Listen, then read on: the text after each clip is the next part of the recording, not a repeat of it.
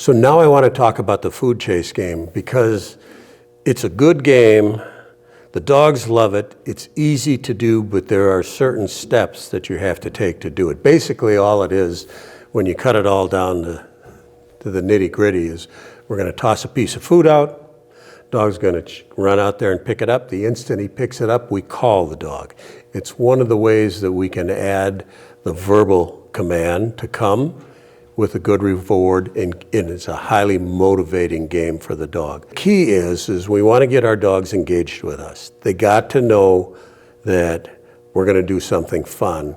Some of the student videos that we have, the trainers bring the dog out and they tell the dog to sit and wait, and the dogs, you can just see the dog's motivation go down, down, down, down, down.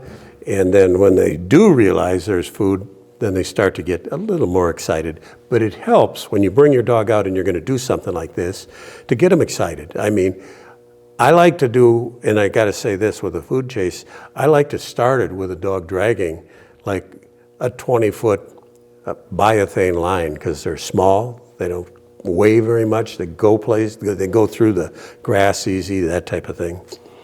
So I bring the dog out and I'm going to say, are you ready? Are you ready? And you can even, when you're doing that, you can give them a piece of food reward so they know you got food. One of the things on the food chase game is, it should be common sense, but your dog needs to be looking in the direction that you're going to throw it. Needs to be looking at you, and you can get him lined up in that direction by just tossing a piece of food just a few feet away from you. And the dog, you got to make sure the dog's looking at it so he knows you tossed one. Toss it, he goes and picks it up. You say, come, and you back away a few steps. So he picks it up, back away, and you can feed the dog 2 or 3 pieces, and then you can start all over again. Get the dog, lure the dog around in the direction you want him to go, and toss a piece of food further out there. Keep in mind, if you're working on a dark floor, don't throw a dark piece of food. Use cheese. If you're throwing it on a light colored rug, use a dark piece of food, like a darker dehydrated food treat. So you want your dog to not run out there and have to search for the food. You want your dog to run straight out there, pick the food up. When the dog picks the food up, the instant they pick it up, you say, Fido, come.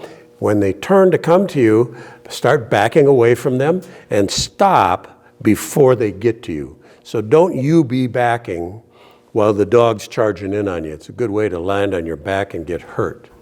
So when the dog's coming and it's halfway to you, mark it. Say, yes, start backing away. I think what I would do would be to start backing when I mark it. You can gradually do this over a period of training sessions, and you can gradually mark it when the dog's closer and closer. And if it's working for you and the dog's doing nice work, you can wait till the dog's close. You can have both your hands ready, and you can bring your hands up into a gesture and ask for a sit, and then give them 2 or 3 different food rewards.